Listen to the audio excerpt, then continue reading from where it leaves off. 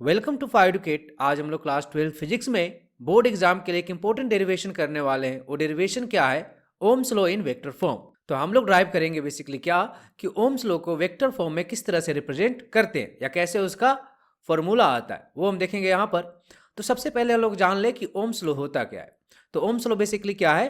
Current through conductor is directly proportional to potential difference apply across conductor. Ohm's law basically क्या है कि किसी conductor में जो करंट होगा वो बेसिकली क्या होगा? डायरेक्टली प्रोपोर्शनल होगा उस कंडक्टर में जो पोटेंशियल डिफरेंस अप्लाई होगा उसके। तो यहां से हम बेसिकली क्या लिख सकते हैं? आई क्या होगा? प्रोपोर्शनल होगा वी के।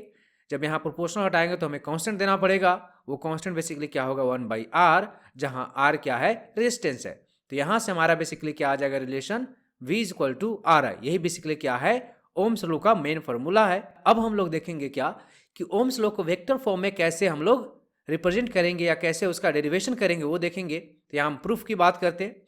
तो ये हमारा डायग्राम है। यहाँ पे आप देख सकते हैं क्या है कि एक कंडक्टर है जिसमें आई करंट फ्लो हो रहा है।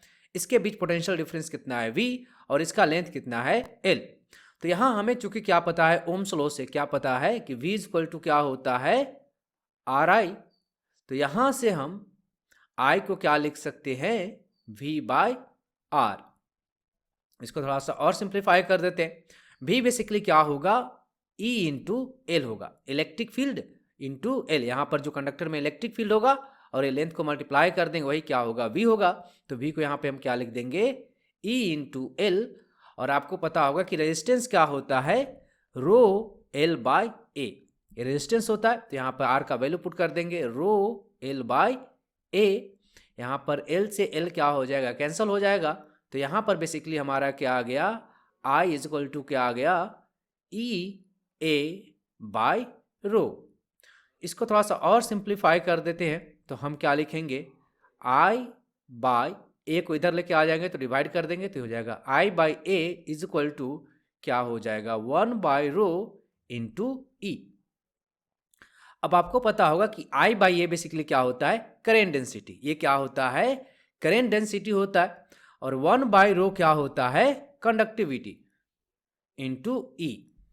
यही बेसिकली क्या है? वेक्टर फॉर्म है। इसको हम वेक्टर फॉर्म में लिखेंगे। ये हमारा क्या है? ये हमारा क्या है? करेंट डेंसिटी होता है। ये क्या है? करेंट डेंसिटी है। ये क्या है?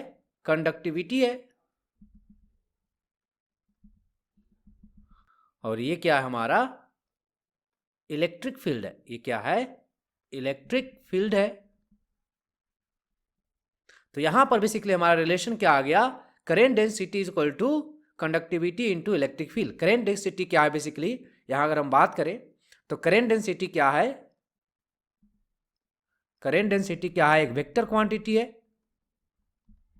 करेंट डेंसिटी क्या है? एक वेक्टर क्वांटिटी है जिसका मैग्नीट्यूड क्या होता है?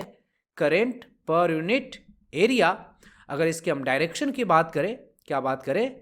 डायरेक्शन की बात करें तो इसका डायरेक्शन करेंट के डायरेक्शन के इक्वल होता है। इधर करेंट फ्लो होगा उधर ही क्या होगा? करेंट डेंसिटी होगा।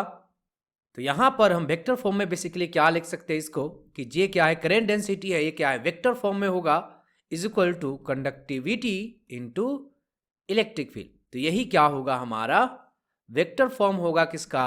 ओम्स लॉ का। तो वेक्टर फॉर्म में हम क्या लिख सकते हैं? Current density is equal to conductivity into electric field. Current density क्या है? वेक्टर क्वांटिटी है और इलेक्ट्रिक फील्ड क्या है? वेक्टर क्वांटिटी है। दोनों क्या होगा? एक ही डायरेक्शन में होगा।